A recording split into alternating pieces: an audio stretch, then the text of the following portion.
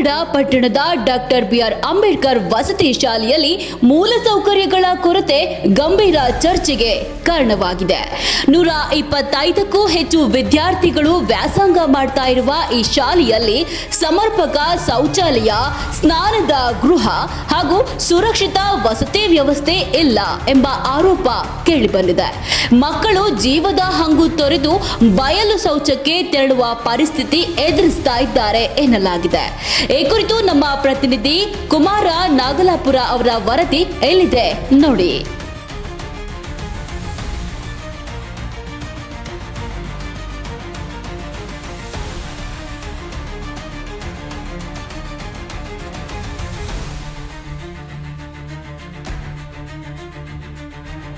ಪಾವಗಡ ಪಟ್ಟಣದ ಬಳ್ಳಾರಿ ರಸ್ತೆ ಸಮೀಪದ ಡಾಕ್ಟರ್ ಬಿಆರ್ ಅಂಬೇಡ್ಕರ್ ವಸತಿ ಶಾಲೆಯಲ್ಲಿ 1ರಿಂದ 5ನೇ ತರಗತಿವರೆಗೆ 125ಕ್ಕೂ ಹೆಚ್ಚು ವಿದ್ಯಾರ್ಥಿಗಳು ವಿದ್ಯಾಭ್ಯಾಸ ಮಾಡ್ತಿದ್ದಾರೆ.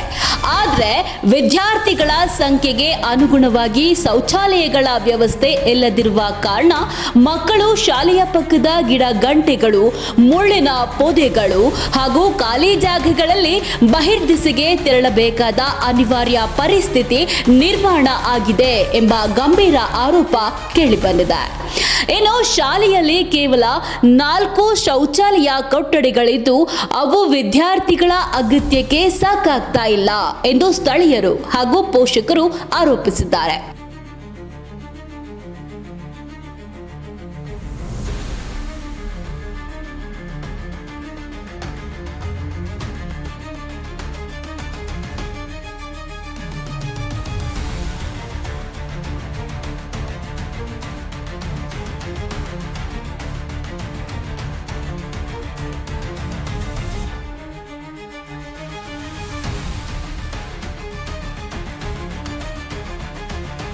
ಇನ್ನು ವಿಷಕಾರಿ ಹಾವು, ಚೇಳು ಸೇರಿದಂತೆ ಅಪಾಯಕಾರಿ ಜಂತುಗಳ ಭಯದ ನಡುವೆಯೇ ಪುಟ್ಟ ಮಕ್ಕಳು ಬಯಲು ಶೌಚಕ್ಕೆ ತೆರಳುತ್ತಾ ಇರೋದು ಆತಂಕಕ್ಕೆ ಕಾರಣ ಆಗಿದೆ.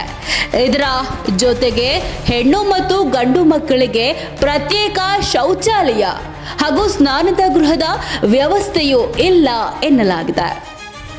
ಇನ್ನು ಶಾಲಾ ಕಟ್ಟಡದ ಮೇಲ್ಚಾವಣಿ ಹಾಳಾಗಿರೋದು, ಸಮರ್ಪಕ ಬೆಳಕಿನ ಕೊರತೆ, ಡೈನಿಂಗ್ ಹಾಲ್ ಇಲ್ಲದಿರೋದು ಹಾಗೂ ಮಕ್ಕಳು ಮಣ್ಣಿನ ಮೇಲೆಯೇ ಕುಳಿತು ಪಾಠ ಮತ್ತು ಹೋಂವರ್ಕ್ ಮಾಡ್ತಾ ಇರುವ ದೃಶ್ಯಗಳು ಮೂಲ ಸೌಕರ್ಯದ ಕೊರತೆಯನ್ನ ಎತ್ತಿ ತೋರಿಸ್ತಾ ಇವೆ.